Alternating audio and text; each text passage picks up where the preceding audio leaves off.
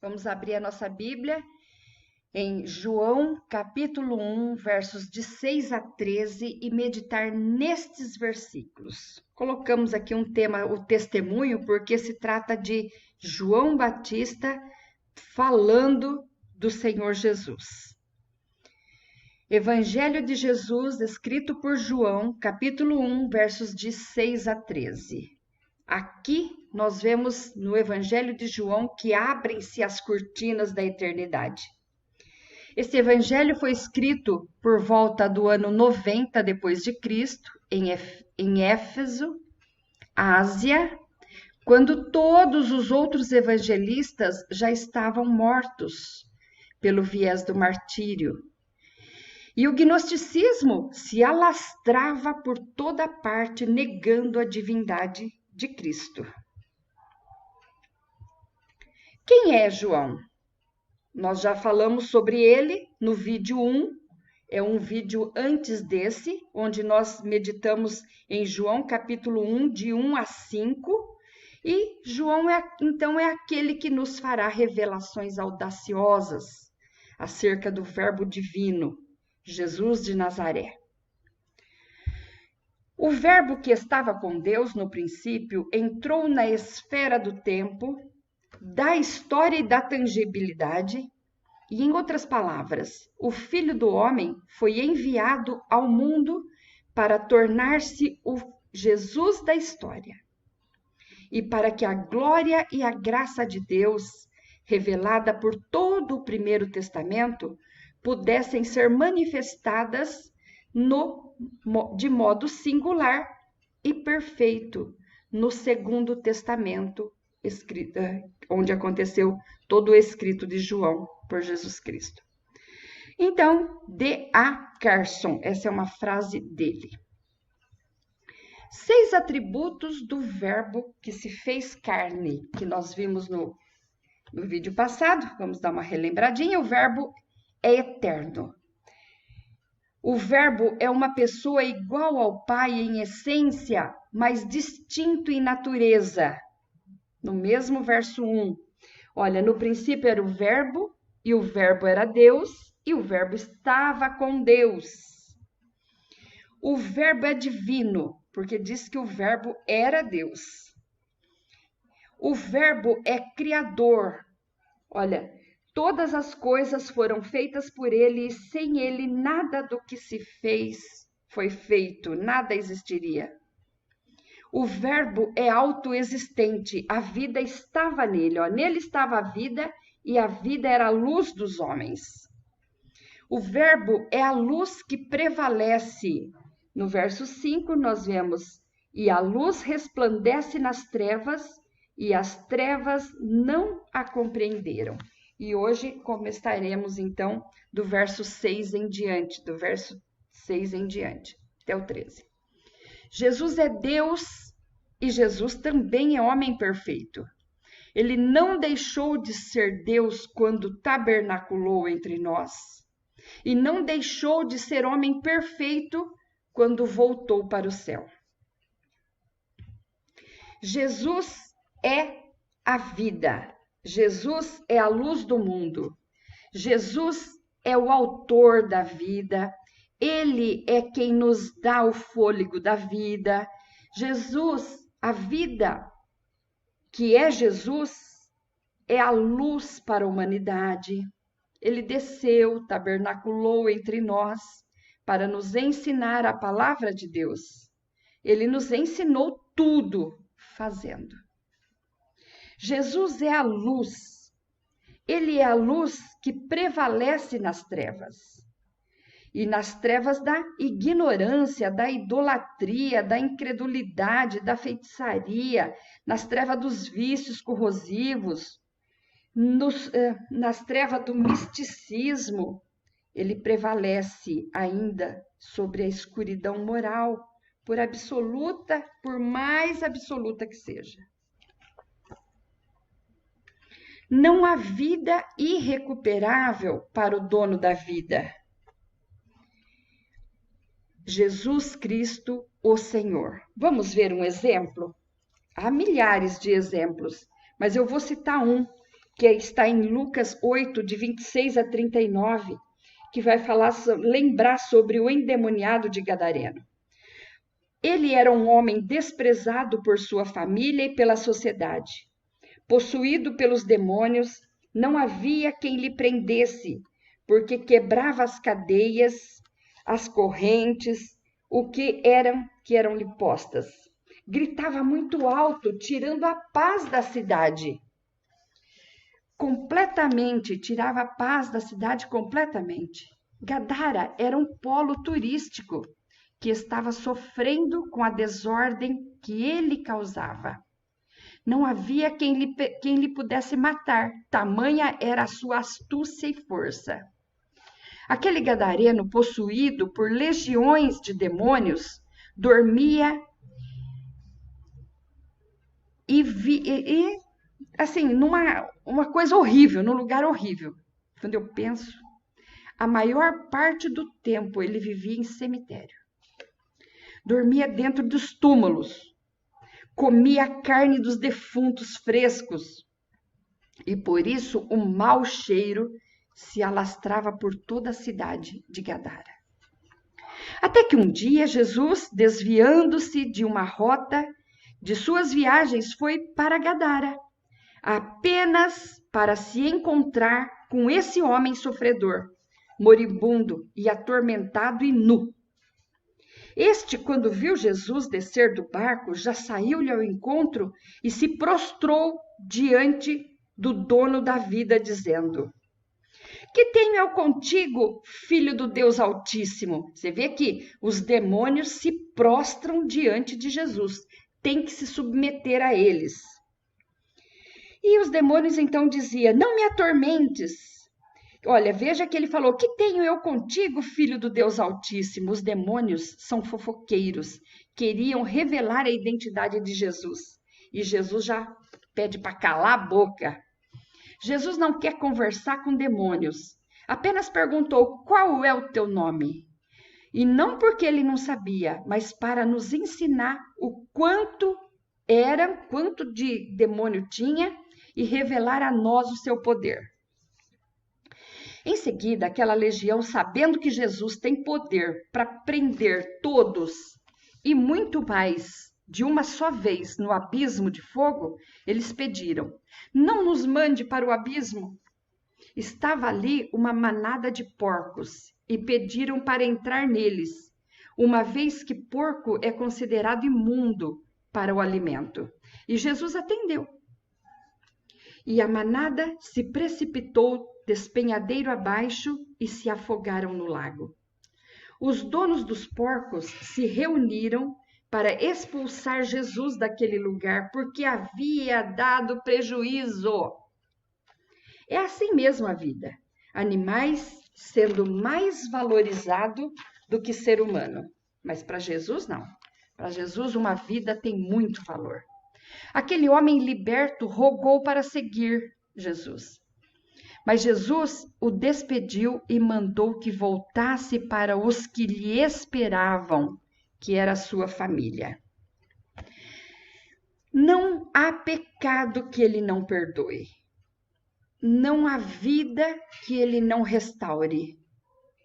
Jesus é o Deus que salva, cura e batiza com o Espírito Santo e com fogo. Do versos 6 e 13 ainda, João toma 3 decisões relacionadas a Cristo. A primeira decisão tomada está nos versos 6 a 9, onde ele lhe decide dar a glória do seu sucesso. Então, de 6 a 9. Houve um homem enviado de Deus cujo nome era João. Este veio para o testemunho, para que testificasse da luz, para que todos crescem por ele. Não era ele a luz, mas veio para que testificasse da luz. Ali estava a luz verdadeira que alumia a todo homem que vem ao mundo. Então, por isso que esse é o tema do nosso estudo de hoje, o testemunho de João. E João, então, resolve lhe dar honras e glória de todo o seu sucesso. De Malaquias, o último profeta, até João Batista, se passaram 400 anos. 400 anos sem estudo da palavra, 400 anos sem profecia, 400 anos sem pregações, sem alimento para a alma, 400 anos de silêncio total. Depois de 400 anos, Deus rompe o silêncio e envia João Batista, precursor do seu unigênito, Jesus Cristo. Então, João Batista é o precursor do unigênito de Deus, que é Jesus. João Batista era um homem esquisito, se alimentava de gafanhotos e mel silvestre, pregava em pleno deserto da Judéia. Quem que vai no deserto para ouvir uma pregação? Multidões foram. Sua pregação era dura, falava sobre o batismo do arrependimento para a remissão dos pecados e todos ficavam encantadíssimos. Multidões corriam para o deserto a fim de ouvir suas pregações.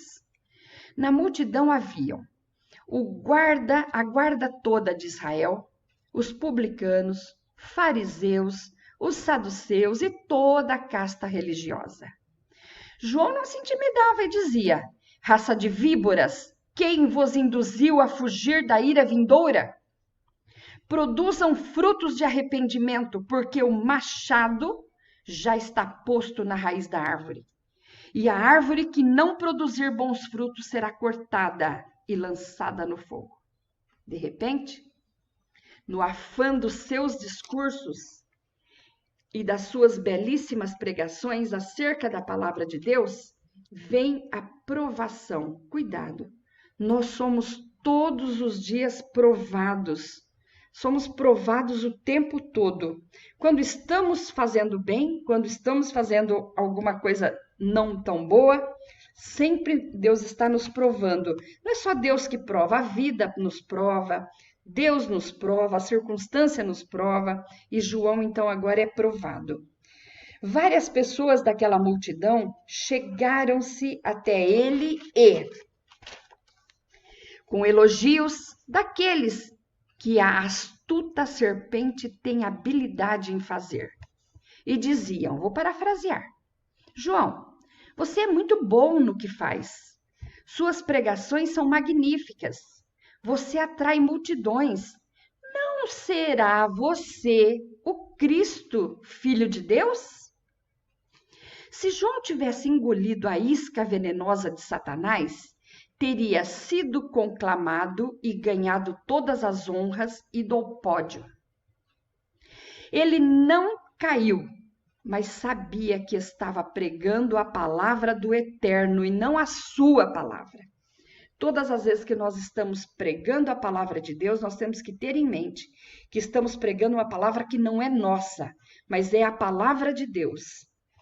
Temos que tomar cuidado com os elogios para que o nosso ego não cresça.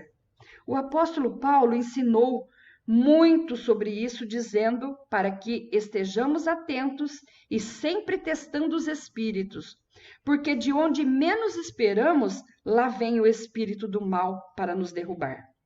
Cuidado, se está em pé, cuide para não cair, é Paulo dizendo.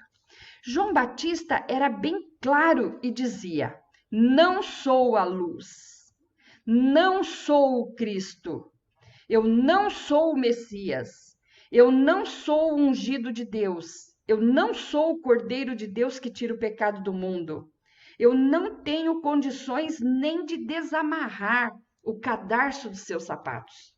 Eu sou apenas a voz que clama no deserto.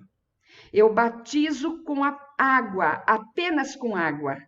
Mas Jesus Cristo, aquele sim, batiza com o Espírito Santo e com fogo. Portanto, endireitai os vossos caminhos.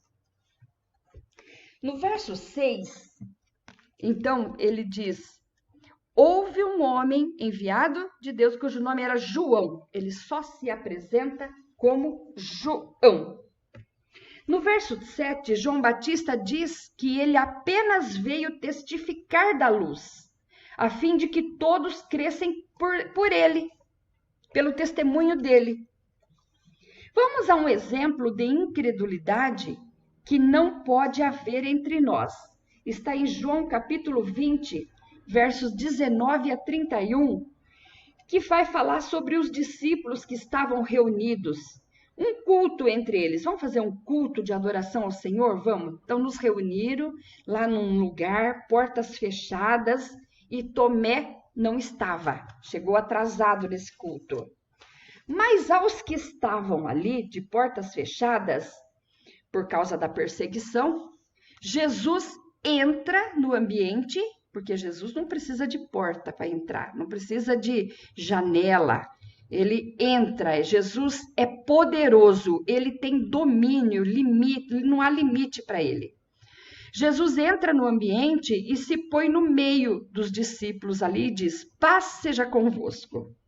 Imediatamente mostra para eles suas mãos furadas, o seu lado furado, para que não assustem. Todos se alegraram ao virem o Senhor. E Jesus, pela segunda vez, diz: paz seja convosco. E completou dizendo que, da mesma forma como o Pai havia enviado ele também enviaria os seus discípulos, e imediatamente soprou sobre eles o Espírito Santo. E disse: recebei o Espírito Santo. Tomé, que chegou atrasado naquele culto, e deixou claro, foi avisado disso. Tomé, você não sabe quem esteve aqui. Quem? Jesus, o Senhor, Adonai. Não acredito, só acredito vendo. Tá bom. O Senhor, numa outra vez, apareceu ali, novamente, mas note um ponto curioso, não assoprou mais o Espírito Santo. O Espírito Santo, ele já tinha assoprado.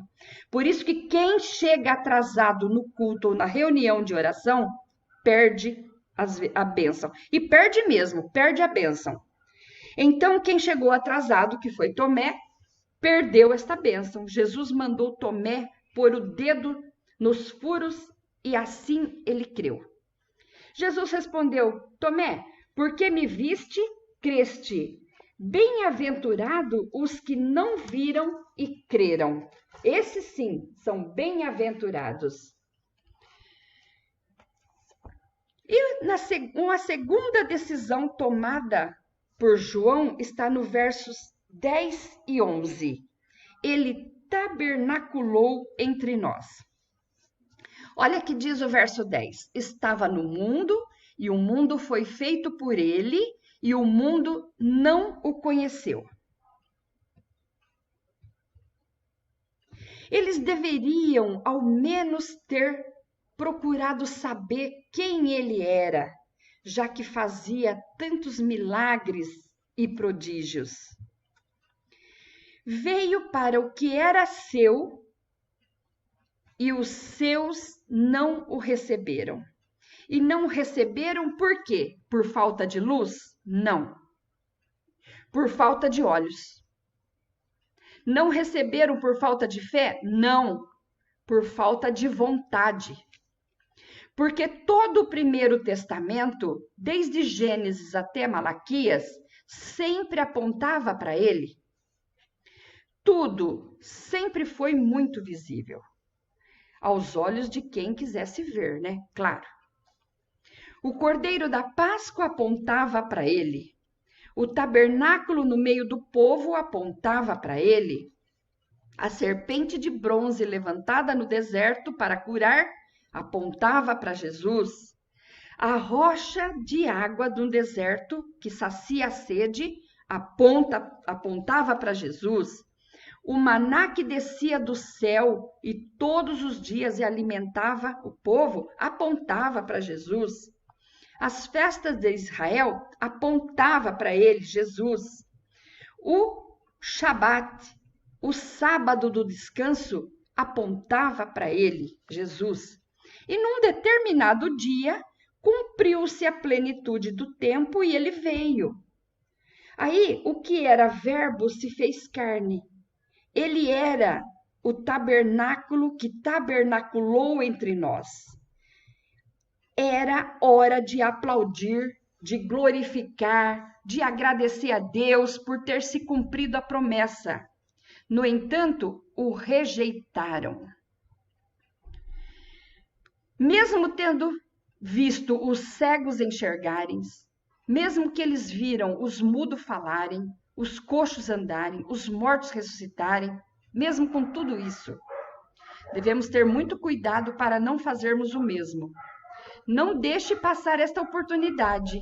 Receba Jesus agora mesmo como seu único e suficiente Salvador. Esta é uma mensagem de Deus para os nossos corações, porque não podemos fazer como aquele povo. Veio para o que era seu. Seu é um adjetivo no singular, indicando que veio para o que lhe era da sua propriedade. O que era seu, no grego é idios. O que pertence à sua própria pessoa. Lógico, então, só pode ser os judeus, porque Jesus é judeu. Os seus, olha, veio para os seus, veio para o que era seu, e os seus não receberam. Agora, vamos pôr, o adjetivo está no plural. Os seus não receberam. Indicando que, na sequência, buscou pelos israelitas. E também não teve boa recepção. Não o receberam. Não o receberam por quê? Porque não foi por falta de luz. Foi por falta de vontade mesmo.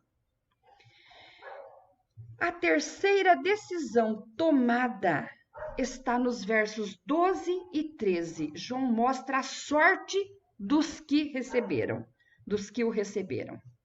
Então, o verso 12 e 13 diz assim: mas todos quantos receberam, deu-lhes o poder de serem feitos filhos de Deus aos que creem no seu nome, os quais não nasceram do sangue, nem da vontade da carne, nem da vontade do varão, mas de Deus. Olha, então, preste bem atenção na palavra mas. É uma conjunção adversativa. Então, aqueles não receberam, mas todos quantos o receberam, deu-lhes o poder de serem feitos filhos de Deus, aos que creem no seu nome. João 1:12. Em contraste com os que não o receberam, temos esta conjunção adversativa, mas, que exprime oposição, em compensação, a todos quanto o receberam. Todos quem? Todos homens, mulheres, crianças, adultos, velhos, ricos, pobre, branco, negro, amarelo, índio, doutores, analfabetos, religiosos, ateus, pardos, sem nenhuma acepção de pessoas. Não importa se receber a Jesus como Salvador pessoal, já terá poder para ser filhos de Deus. E o verso ainda continua. Então, todos quanto o receberam, deu-lhes poder. Então, aqueles que receberam, deu-lhes o poder. Poder no grego é ekazousia, que significa força que capacita, força que influencia, é uma jurisdição, ou é uma força que delega autoridade. Poder é uma habilidade para fazer algo. E Jesus tem poder para dar a quem quiser. Vamos a um exemplo aí. Mateus 9, de 6-8. Ora, para que saibais que o Filho do Homem tem na terra autoridade para perdoar pecados, disse então ao paralítico: levanta-te, toma a tua cama e vai para a tua casa. E levantando-se, olha que a ordem é imposta direto nas células da gente. Então não tem nem que falar, nada, já vai direto na alma, direto, e levanta o paralítico. E levantando-se, foi para sua casa. E a multidão, vendo isto, maravilhou-se e glorificou a Deus, que dera tal poder aos homens. Neste mesmo verso 12, João está dizendo que ele, Jesus, delega poder para sermos feitos filhos de Deus.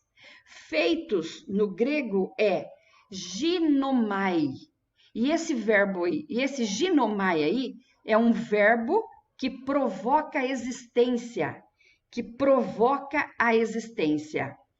que fez gerar algo, ou seja, faz acontecer o que estava guardado no curso comum da ordem natural de todas as coisas. É nascer no Espírito. Este verbo está no tempo passivo, referindo-se às obras de toda a criação. Como sabemos, João descortina a eternidade para nos ensinar. E ele diz em João, o verso 3, todas as coisas foram feitas por ele. Todas as coisas, inclusive o nosso ser filho de Deus também foi feito por ele. Batizar com o Espírito Santo é um feito dele. Salvar a nossa alma é um feito dele. Todas as coisas foram feitas por ele. E sem ele, nada do que foi feito se fez. Estava no mundo, e o mundo foi feito por ele. E o mundo não o conheceu. Verso 10. Fica então muito claro que nem todos são filhos de Deus. Ser filho de pastor ou de alguém que tenha qualquer cargo importante na igreja não é credencial para ser filho de Deus. Achar que é filho de Deus também não é credencial para ser filho de Deus. Ninguém, por mais importante que seja, que possa ser, pode dizer, eu me declaro filho de Deus. Não. Então, como é ser um filho de Deus? Ser filho de Deus não é algo que acontece naturalmente, no decorrer da vida, mas é a coisa mais revolucionária, mais extraordinária e mais milagrosa que existe.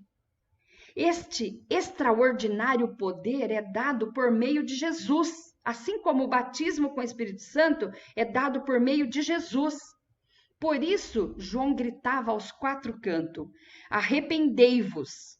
Dizia, pois, João, olha o que Lucas escreveu, dizia, pois, João à multidão que saía para ser batizada por ele, raça de víboras, quem vos ensinou a fugir da ira que está para vir? Produzi frutos dignos de arrependimento, e não comeceis a dizer em vós mesmos, temos Abraão por pai, porque eu vos digo que até destas pedras pode Deus suscitar filhos de Abraão. Esse grego arrependimento é metanoeo. E esse metanoeo significa mudança de atitude. Então, é um arrependimento que produz uma mudança de atitude. Então, quem roubava não rouba mais, quem mentia não mente mais, quem fazia adulterava não adultera mais. Então, esse arrependimento é metanoeo, mudança de atitude. É isso que provoca para ser filho de Deus. Olha Hebreus 12, 17. Porque bem sabeis que, querendo ele ainda depois herdar a bênção, foi rejeitado, porque não achou lugar de arrependimento, ainda que com lágrimas o buscou. Olha o Mateus 9, 13. Ide, porém, e aprendei o que significa misericórdia quero e não sacrifício, porque eu não vim a chamar os justos, mas os pecadores ao arrependimento. Lucas 15, 7. Digo-vos que assim haverá alegria no céu por um pecador que se arrepende, mais do que 99 justos que não necessitam de arrependimento. O poder de Jesus, o poder que Jesus tem, arranca o indivíduo das obras do mal, liberta a alma e traz alegria ao coração, restaurando a fé. Jesus, esse nome tem poder. Quem compreende isso é curado de traumas emocionais, de complexos de inferioridade, de baixa estima. Tenha certeza, corre em seu sangue o sangue da realeza, do Rei Jesus.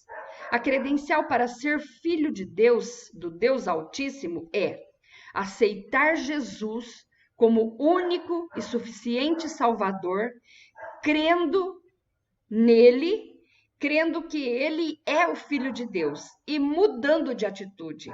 Lembra quando os 3 reis magos foram e viram Jesus? Eles voltaram por outro caminho. Todos os que conhecem Jesus não andam mais naquele mesmo caminho da escuridão. O verso 13, para finalizar, os quais não nasceram do sangue, nem da vontade da carne, nem da vontade do homem, mas da vontade de Deus. Isso quer dizer que ser filho de Deus não é algo hereditário, e sim nascer de novo, que do grego é anotem, oriundo do alto do cume. Então, anotem é algo que vem de cima. Advérbio referindo-se ao lugar de cima, como aconteceu com o véu que se rasgou de alto a baixo. Então, nascer de novo é algo que vem de cima. Mateus 27, 51. Eis que o véu do templo se rasgou em 2, de alto a baixo, e tremeu a terra e fenderam-se as pedras, quando ele disse, está consumado. Nascer de novo só acontece no plano espiritual, jamais no plano carnal ou pela vontade do homem. A gente tem aqui um grande exemplo, que é o de Nicodemos. Nicodemos, quando ouvia essas coisas, não perdeu tempo, correu para se encontrar com Jesus. E isso está em João 3, de 1 a 16. E havia entre os fariseus um homem chamado Nicodemos, príncipe dos judeus. Este foi ter de noite com Jesus e disse, Rabi, bem sabemos que és mestre vindo de Deus, porque ninguém pode fazer estes sinais que tu fazes, se Deus não for com ele. Jesus respondeu e disse, na verdade te digo que aquele que não nascer de novo não pode ver o reino de Deus. Disse Nicodemos, como pode um homem nascer sendo velho? Porventura, pode tornar a entrar no ventre da sua mãe e nascer? Jesus respondeu, na verdade te digo, que aquele que não nascer da água e do Espírito não pode entrar no reino de Deus. O que é nascido da carne é carne, e o que é nascido do Espírito é Espírito. Não te maravilhes de ter dito, necessário vos é nascer de novo. O vento assopra onde quer e ouves a sua voz, mas não sabes de onde vem, nem para onde vai. Assim é todo aquele que é nascido do Espírito. Nicodemos respondeu e disse-lhe, como pode ser isso? Jesus respondeu e disse, mas espera lá, tu és mestre em Israel e não sabe isso? Na verdade te digo que nós dizemos o que sabemos e testificamos o que vimos, e não aceitais o nosso testemunho. Então, se vos falei de coisas terrestres e não creste, como crereis se vos falar das coisas celestiais? Ora, ninguém subiu ao céu senão o que desceu do céu, o Filho do Homem, que está no céu. E era ele próprio contando para Nicodemos, falando de diversas maneiras, de várias formas, para que Nicodemos entendesse. E como Moisés levantou a serpente no deserto, assim importa que o Filho do Homem seja levantado. E para que todo aquele que nele crê não pereça, mas tenha a vida eterna. Porque Deus amou o mundo de tal maneira que deu seu Filho unigênito, para que todo aquele que nele crê não pereça, mas tenha a vida eterna. Porque Deus enviou seu Filho ao mundo, não para que condenasse o mundo, mas para que o mundo fosse salvo por ele. Quem crê nele não é condenado, mas quem não crê, Nicodemos, já está condenado. Portanto, não crê no nome do unigênito de Deus. E a condenação, Nicodemos, é esta: que a luz veio ao mundo e os homens amaram mais as trevas do que a luz, porque suas obras eram más. Porque todo aquele que faz o mal aborrece a luz e não vem para a luz, para que as suas obras não sejam reprovadas. Mas quem pratica a verdade vem para a luz, a fim de que as suas obras sejam manifestas, porque são feitas em Deus. Então, hoje, tomemos a atitude de voltarmos para a luz. Nós estamos vivendo num tempo em que a mortandade está assolando todo o planeta. Isso é visível. Quando se abre o Facebook, você vê muitas mortes. Nunca você vê menos que 2, 3 mortes. Dos seus amigos, hein? Quanto mais o restante. Aí você pega e abre o seu grupo de WhatsApp, sempre tem alguma morte. Ah, querido amigo, não deixe para amanhã. Aceita Jesus agora. Hoje é o dia de voltar para Ele. Hoje é o dia de nascer de novo. Hoje é dia de arrepender de todos os pecados. Hoje é o dia de arrependimento. E Ele diz: vinde a mim todos os que estáis cansados e sobrecarregados, e eu vos aliviarei. Senhor nosso Deus, nosso Pai querido, aquele que decidir agora aceitar a Jesus como o único e suficiente Salvador, escreva-lhe o seu nome no livro da vida, para que ele possa ter lugar no reino do céu. Amém.